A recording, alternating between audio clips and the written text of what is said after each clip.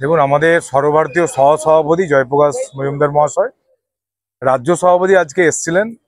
তিনি নির্দেশ দিয়ে গেছেন যে বেবি কোলে শর্মা বলে যিনি আছেন ওনাকে দল থেকে বহিষ্কার করার কথা তুমি জানিয়ে দাও।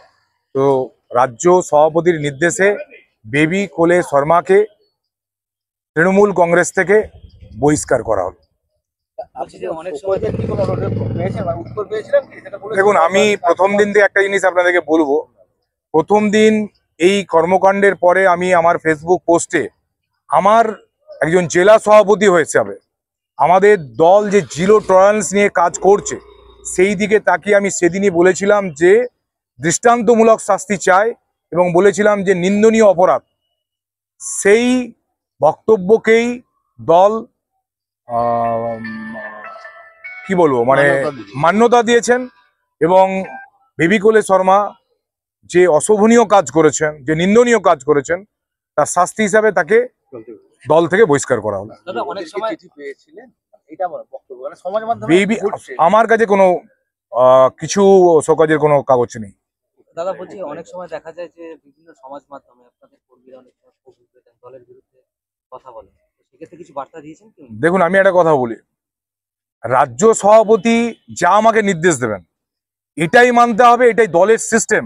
রাজ্য সভাপতির নির্দেশ যদি আমি না করি, না মানি, আমাকে পার্টি ছেড়ে দিতে হবে।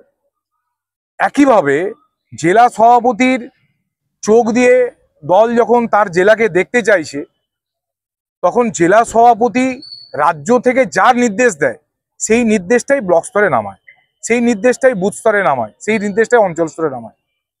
অনেকে একে মান্যতা দিতে অস্বীকার করেন। আমাদের জেলাতে আপনারা দেখেছেন যে দলীয় যা নির্দেশ, দলীয় যা নিয়ম, সেই নিয়ম যাতে সঠিকভাবে সবাই ফলো করে সেই বিষয় নিয়ে কিন্তু 21শে জুলাই আমি যেখানেই যাচ্ছি সেখানেই দলের যে নির্দেশ আছে সেটা কিন্তু আমি সবাইকে বলছি এবং দলের নিয়ম শৃঙ্খলা মেনে প্রত্যেককে কাজ করতে হবে, নাহলে দল থেকে তাকে আমরা অব্যাহতি দেবো সেটা কিন্তু জানাচ্ছি। কারণ জেলা সভাপতি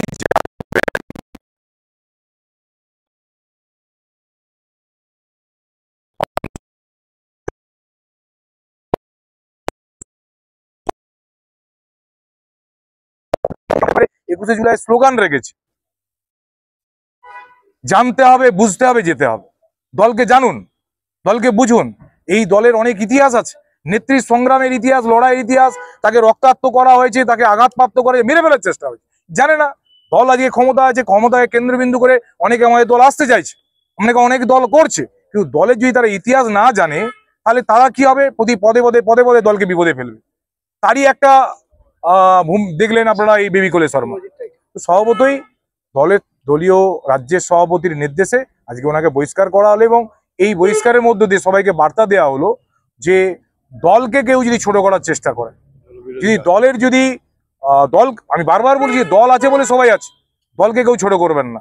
দলকে যদি কেউ ছোট করে, দলকে ছোট করা মানে নিজেকে ছোট করা, সেটা সেই উপলব্ধি ওনাদের মধ্যে নেই।